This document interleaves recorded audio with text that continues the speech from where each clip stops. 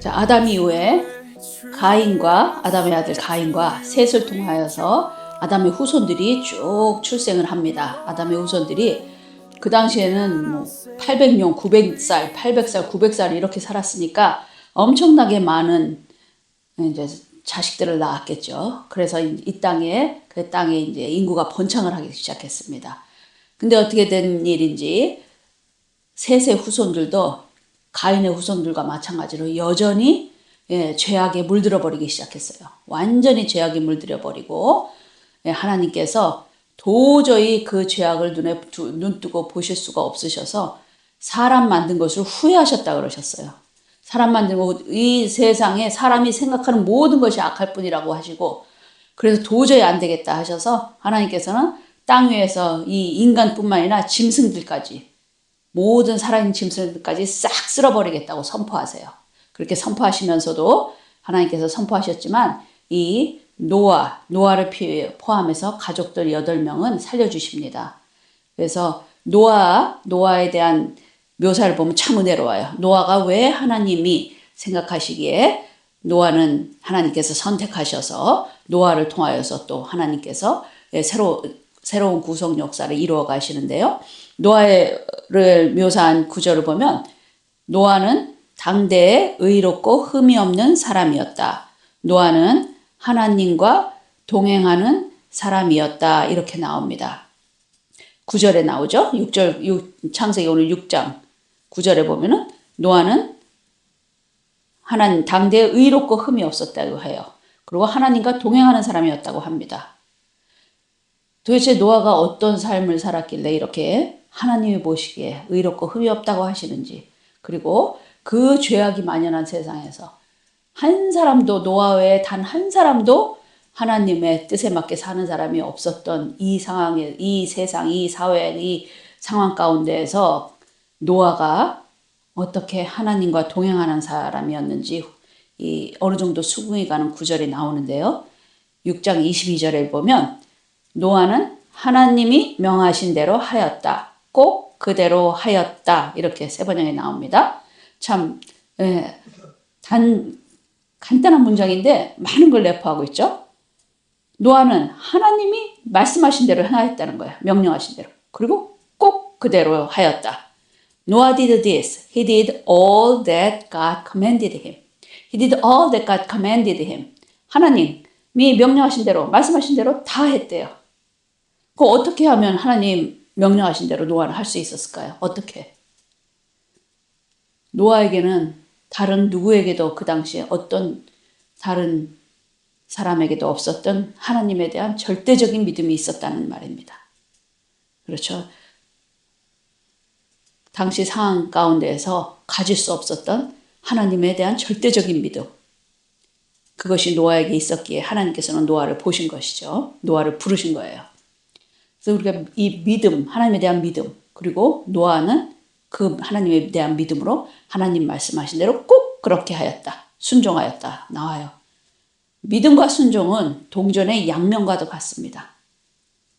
그래서 믿지 않으면 순종할 수 없고, 또 이 순종에 일어나기 위해서는, 순종의 행위를 하기 위해서, 순종하기 위해서는 확고한 믿음이 먼저 선행이 되어야 가능한 겁니다. 그렇죠? 그래서 this means that Noah had absolute faith in God. Faith and obedience are like two sides of the same coin. Without faith, obedience is impossible, right? And to truly obey, there must first be a firm and unwavering faith. 그렇죠? 오베이하기 위해서는 faith가 필요하고, 그리고 faith가 없이는 오베이할 수 없고, 그 동전의 양면과 같은 거예요. Two sides of the same coin의 양면. 그래서 하나님이 노아한테 말씀하셨어요.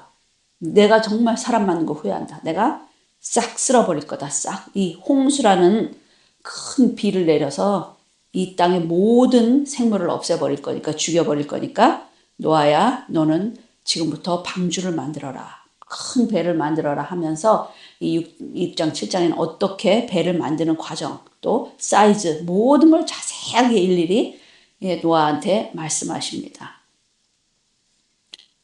그런데 이 특이한 거는 노아 당시에는 비가 없었어요. 그래서 노아는 이 하늘에서 비가 내리는 것을 본 적이 없었고, 홍수라는 개념이 없고, 이 홍수가 얼마나 무서운 거, 위험한 것인지에 대한 개념도 없었을 겁니다.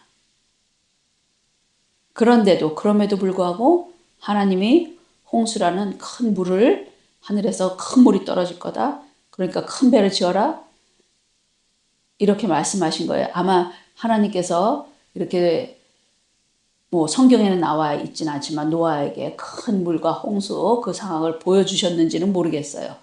어쨌든 성경에는 나와 있지 않습니다. 그렇지만 노아는 하나님의 말씀하신 것, 하나님의 명령하시니까 그대로 순종해서 그 말씀이 실제로 이루어질 것이라고 믿고 방주를 만들기 시작합니다. 이 믿음이라는 것이 보이지 않는 것들의 증거라고 했잖아요. 그러니까 하나님의 말씀이 그대로 이루어진다는 것을 눈앞에 보면서 방주를 만들었던 거죠. 놀라운 하나님에 대한 믿음이죠. 노아가. 이렇게 하나님의 말씀에, 하나님 말씀하신 때에 따라서 하나님께서 말씀하실 때 어떨 때는 우리 인간적인 이 단순한 인간의 이성적으로 이해가 안 됐거나 납득할 수 없을 경우가 더 많이 있어요. 그렇기 때문에 이 하나님의 말씀에 순종한다는 기준은 우리의 감정적인 동의라든가 또 이성적으로 논리적으로 이해가 안 된다 할지라도 우리의 모든 생각과 판단과 논리를 내려놓고 그걸 모두 내려놓고 믿음으로 하나님 앞에 순종으로 반응하는 것입니다. 이렇게 하나님의 섭리 안에서 하나님께서 이해될 수 없는 큰 너무나도 엄청난 명령을 노아에게 내리셨죠. 마찬가지로 이 믿음의 하나님께 선택받은 믿음의 사람들, 하나님께서 부르신 믿음의 사람들 보면 이 아브라함에도 마찬가지였어요. 아브라함에게는 도저히 인간적으로도 그렇고 세상 사회 도덕적 가치로 봐서도 그렇고 충격적인 명령을 내리시잖아요. 내 사랑하는 아들, 네 아들 이삭을 번제로 바쳐라. 그리고 또 이스라엘 백성들에게는 출애굽을 해서 홍해 앞에 딱 섰을 때 출애굽 14장에 보면은 하나님께서는 너희는 가만히 서서 여호와께서 행하시는 구원을 보아라 하시면서 홍해를 가르시죠. 모세 지팡이를 통해서 홍해를 가르시고 이 바다 안으로 걸어 들어가라고 하십니다. 이 홍해가 딱 갈라져서 길이 나왔다 하더라도 그 길을 걸어가는 중간에 바닷물이 다시 덮칠 수도 있는 상황이라는 걱정을 안 했겠어요. 이 이스라엘 백성들이. 그래서 하나님 명령하시는 거예요. 건너가라. 여호수아 6장에는 여호수아가 광야의 2세대를 데리고 가나안 땅으로 들어갔을 때 가나안 족속에 전쟁이 기다리고 있는데 하나님은 뭐라 그러세요? 그냥 여리고성을 그냥 걸어서 매일 한 바퀴씩 돌라 그러시죠. 그리고 마지막 날에는 7바퀴를 돌라 그러시고. 도저히 납득할 수 없는 말씀들. 그리고 또 마태복음 14장에 보면은 예수님께서 물 위에 서 계세요. 그리고 베드로야 이리 와라 하세요. 배에서 내려서 걸어오라고 하시고.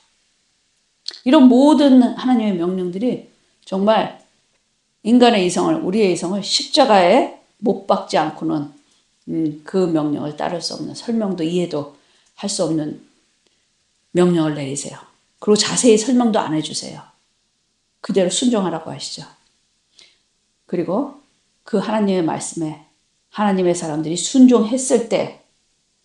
순종하고 나아갔을 때 비로소 하나님의 놀라운 뜻과 하나님의 계획이 그들의 순종을 통해서 드러나게 됩니다.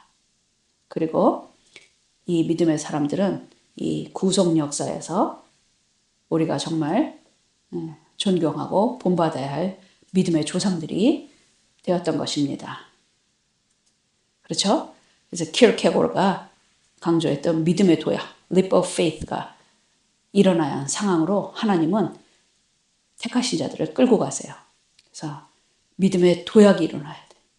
한 단계 믿음에 넘어서는 단계. 이 노아 할아버지죠. 노아 할아버지께서 120년 동안 하나님이 600살에 말씀을 하셨어요. 600살 정도에 이걸 지어라. 방주를 지어라. 120년 동안 하나님의 방주를 지으면서, 근데 방주를 지으면서 그냥 묵묵히 방주만 짓고 있었던 게 아니더라고요. 베드로후서 2장 5절에 보면 그는 또 옛 세계를 아까워하지 않으시고 경건하지 않은 자들의 세계를 홍수로 덮으셨습니다. 그때 그는 여호와 하나님이죠. 정의를 부르짖던 사람인 노아와 그 가족 7사람만을 살려주셨습니다. 노아가 방주를 만들면서 부패하고 타락한 세상을 향해 하나님의 말씀을 대언했다는 것을 알 수 있습니다. 아멘. 노아는 방주를 만들면서 부패하고 타락한 세상을 위해 자기 공동체를 향해서 자기가 살고 있는 그 지역 사람들을 향해서 하나님의 말씀을 대언했어요. 무슨 말씀을 했겠어요? 당연히 조롱하고 비웃는 사람들 통해서 하나님께서 큰 비를 내리시라고 합니다. 큰 물이 떨어질 겁니다. 큰 물이 온 세상을 뒤덮는다고 말씀하셨습니다. 그러니까 회개하십시오. 그러니까 방주에 들어와서 목숨을 구하고 하나님을 믿으십시오 하고 얼마나 외쳤겠어요. 그러니까 가만히 생각을 해보니까 이 노아가 120년 동안 이렇게 방주를 만들면서 하나님의 심판을 전하면서 얼마나 고독하고 힘들었을까 하는 마음이 듭니다. 외롭고 힘들었을 것 같아요. 그렇죠? 짧은 1, 2년의 기간도 아니었고, 그리고 생전에 있지도 않은 일을 있을 거라고 선포해야 하고, 또 만드는 것도 희한한 거를 만들고 있으니까.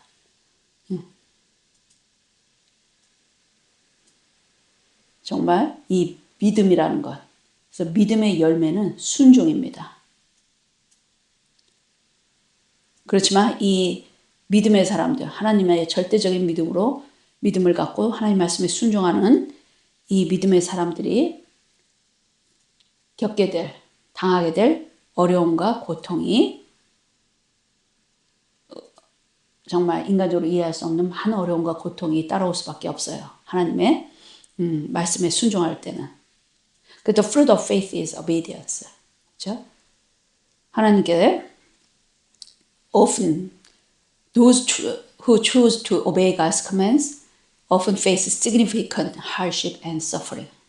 그렇죠? 바로 주변 사람들의 비웃음과 조롱, 비난을 감수해야 돼요. 이해할 수 없는 일들을 하고 있으니까, 믿음의 사람들은 하나님은 늘 이해할 수 없는 일을 하게 하시니까. 그래서 비난을 감수하고 비웃음을 감내해야 하고 조롱하고 손가락질하고 외롭고 고독한 길을 가야 하죠.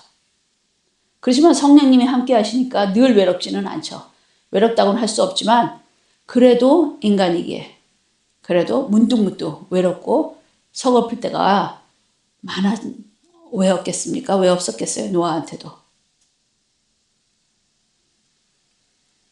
이렇게 노아 할아버지께서, 우리 믿음의 조상인 노아가 120년이라는 긴 시간 동안 하나님과 동행하면서 방주를 만들면서 얼마나 고독했을까, 얼마나 답답했을까 하는 마음이 참 많이 듭니다.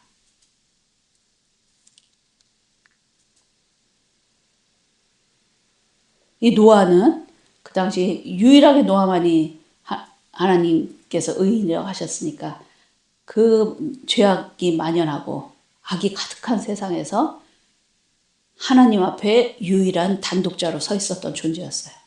하나님 앞에 선 단독자. 오직 성령님만이 노아 옆에서 노아를 붙들어 주셨다는 것을 알 수 있습니다.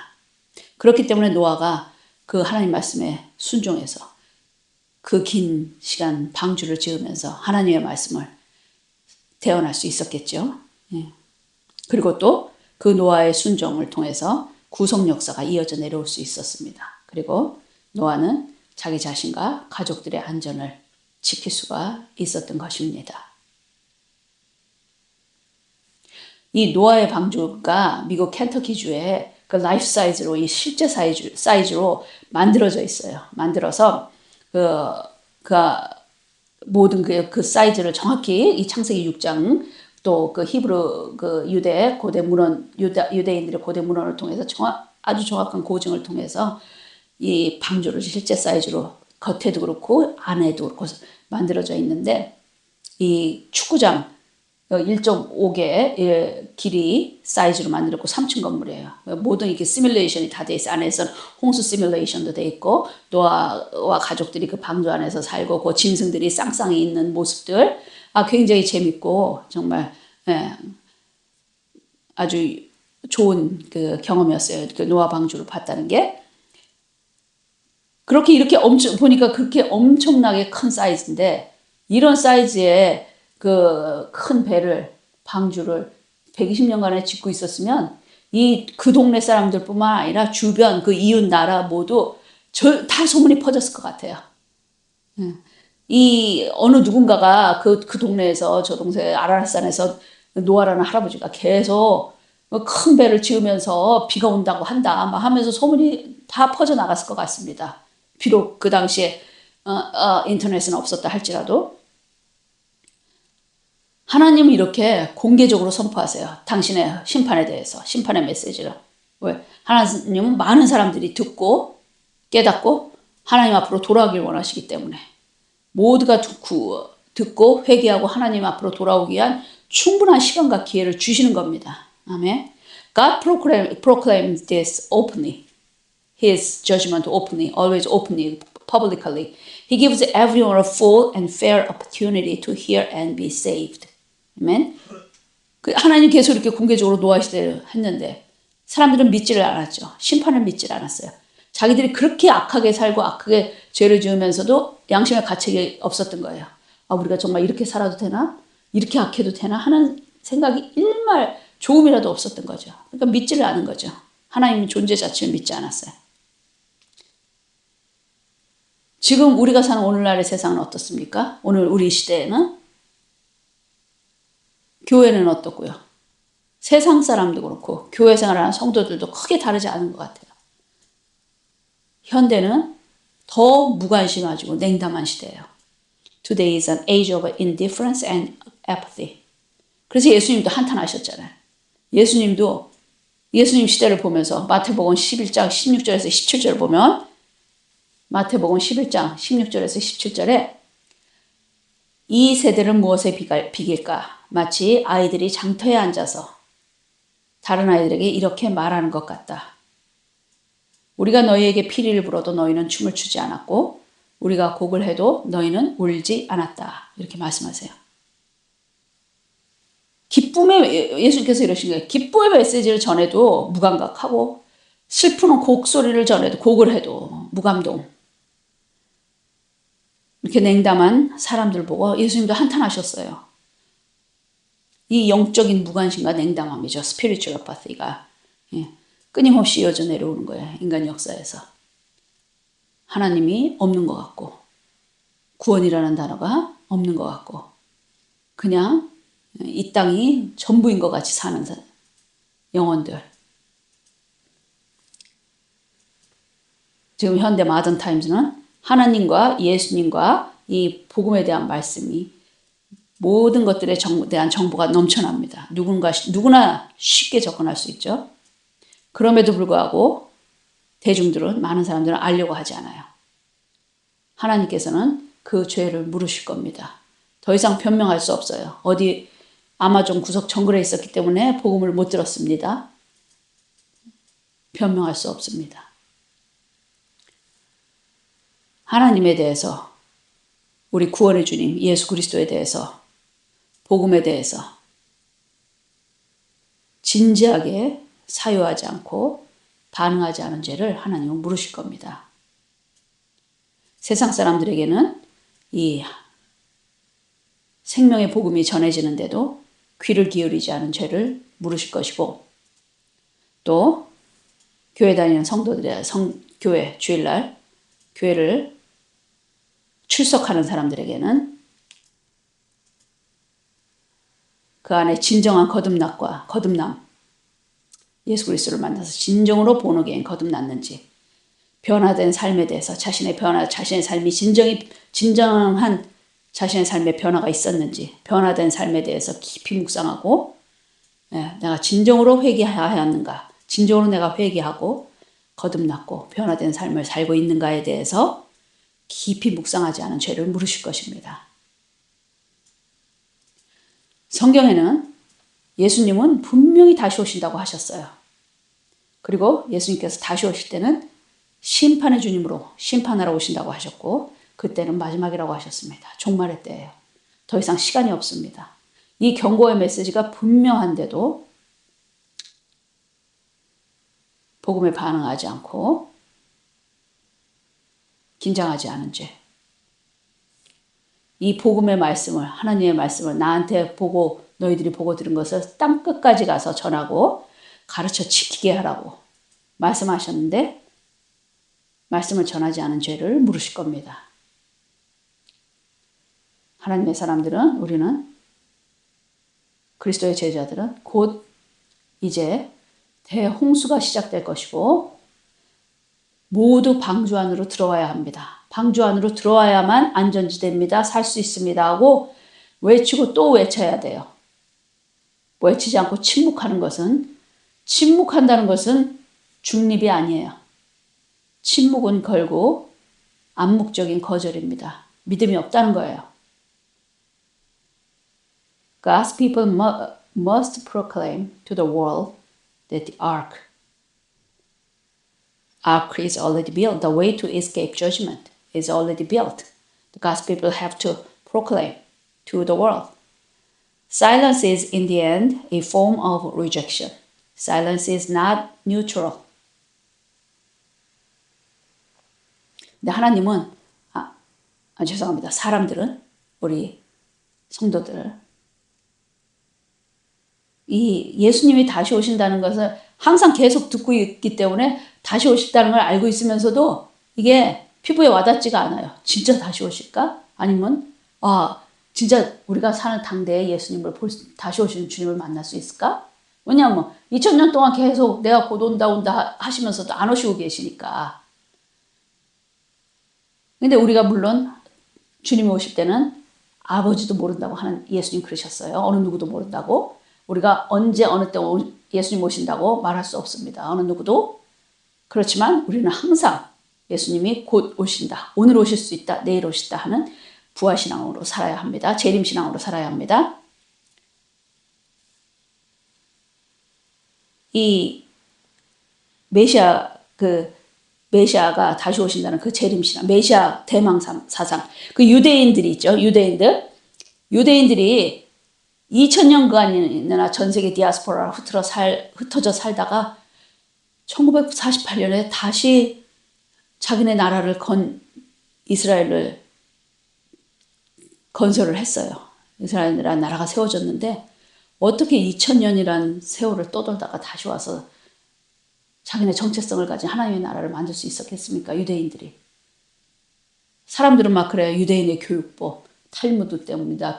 엄청난 그 교육, 유대인의 천재적인 교육법 때문에 유대인들이 그렇게 세계적으로 천재들이 많이 나오고 정치, 경제, 문화를 다 장악하고 있다.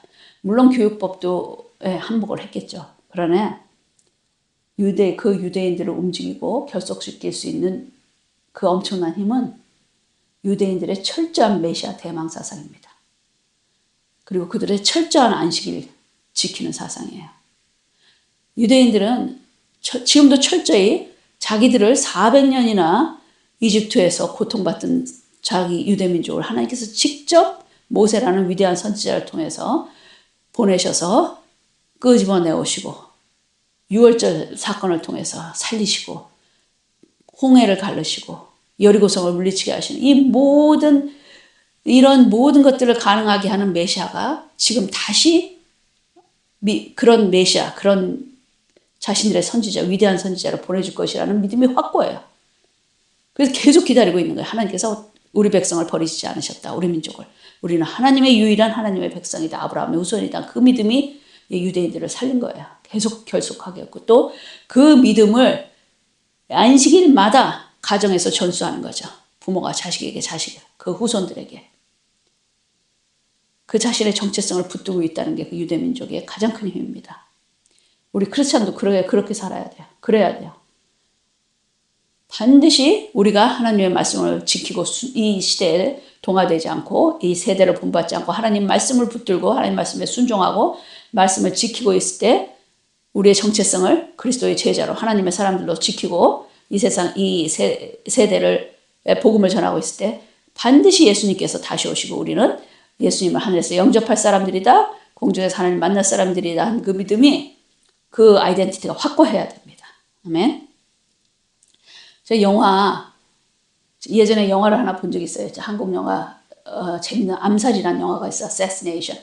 그 암살이라는 영화가 이정재하고 누구죠? 전지현이라는 배우가 나오는 영화였어요. 그 일제시대에 일제시대에 활동했던 독립군 이야기인데 되게 재밌어요. 그래서 그 남자 배우 이정재도 같은 독립군 활동을 했고 이 여자 배우 전지현도 독립군이었어요. 근데 이 남자 배우가 그 독립군 활동하다가 일본 경찰에 잡혀서 모진 고문을 받다가 결국 이중 스파이가 됩니다. 그래서 독립군을 배반하고 일본의 이중 스파이가 돼서 계속 이제 독립군의 정보도 일본군에 흘려주고 이러니까 많은 독립 운동들이 실패하게 되고 또 그 독립군 동료 투사들이 죽임을 당해요. 이 사람 때문에. 그리고 이제 해방이 됩니다. 해방이 돼서 이 사람은 결국 이정재 스파이는 살았고 남은 독립군 형제들은 죽었고 해서 이 독립군 동료들이 살아남은 전지현과 또 다른 독립군이 한 명이 이정재를 직접 자기들이 죽이려고 찾아와요. 그래서 찾아와서 이정재한테 총을 겨누고 물어봅니다. 도대체 왜 그랬냐? 왜 그렇게 너는 우리 동료들을 팔아먹고서 죽음으로 몰고 갔냐? 하고 물어보니까 이 남자 배우 이정재의 대사가 저는 그게 딱 아주 정말 그 마음에 딱 꽂히고 계속 가끔 생각을 해요. 뭐라고 하냐면 이정재가 나는 진짜 이렇게 해방이 될 줄 몰랐다. 일본이 망하고 조선 땅이 해방될 줄 몰랐다. 해방될 줄 알았으면 내가 그랬겠냐. 이런 말을 해요. 아, 그렇죠. 그 당시에 그 강대국 일본 제국이 멸망할 줄은 몰랐던 거예요. 영원히 조선은 일본의 속국으로 살 줄 알았기 때문에 자기 평생 동안 일본이 망하는 걸 볼지 못할 줄 알았기 때문에 결국 자기 목숨이라도 구하려고 그렇게 스파이짓을 했다는 거죠. 아, 그러니까 제가 그런 생각이 드는 거야. 그렇다. 우리가 주님이 정말 예수님 오셨는데 우리 마음대로 노아의 때처럼 먹고 마시고 즐기고 이렇게 그냥 멋대로 살다가 예수님 딱 오시니까 예수님 진짜 오셨어요? 이렇게 빨리 오실 줄 몰랐습니다. 이런 말씀을 익스큐즈가 안 되겠죠. 제가 그런 생각이 들었어요. 아, 주님은 언제 오실지 모르니까 우리가 먹고 마시고 결혼하지 말라는 게 아니라 먹고 마셔도 주님의 영광을 위해요. 그렇죠? 결혼은 신성한 결혼이고 하나님의 후손들을 생육하고 번성하기 위해서 우리가 결혼도 해야 되고 다 합니다. 그러나 모든 것의 중심은 우리 하나님 예수 그리스도가 있고 성령이 이끄는 삶을 우리가 살아야 되는 거죠. 아멘. 그러니까 아까 그 암살의 대사처럼 해방될 줄 몰랐다. 예수님이 이렇게 빨리 오실 줄 몰랐다. 이런 말이 우리 입에서 나오면 안 돼요. 아, 예수님 드디어 오셨군요. 이렇게 예수님을 우리가 다시 오시는 주님을 반갑게 맞이할 수 있는 우리 성도들이 되기를 축복합니다. 아멘. 그래서 이 매스미디어 발달로 전 세계의 정보가 우리 한 손으로 들어와 버렸잖아요. 셀폰이. 그래서 아프리카에 가니까 마사이족들도 아주 재래식으로 여전히 회초리 들고 양떼를 몰고 양떼가 아니라 염소떼였던 것 같아요. 소떼를 몰고 있으면서 그렇게 몰고 물 먹이고 이렇게 소떼 끌고 다니면서도 그 셀폰 들고 다니더라고요. 그러니까 어느 누구도 복음을 접해보지 못했다고 변명할 수가 없어요. 이제 점점 더 그렇게 되죠. 이런 세상에서 예수 그리스도 제자들은 여전히 살아있는 생생한 복음을 전해야겠죠. 멈추지 말고 예수님이 다시 오십니다. 심판이 있습니다 하고 전해야 되는 거예요. 그게 바로 하나님의 사랑을 전하는 거고 우리가 살고 있는 우리는 지금 우리가 방주 안으로 다 들어왔다고 해서 우리는 방주 안에서 구원 열차에 올라타고 있다고 해서 이 세상을 보면서 혀를 찌릿하면서 아유 저 사람들은 다 지옥 갈 사람인데 하면서 쳐다만 보고 있으면 안 되는 거야. 그렇죠?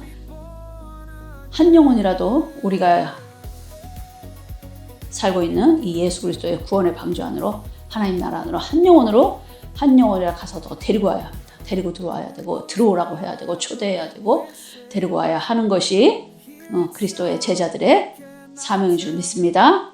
기도하겠습니다.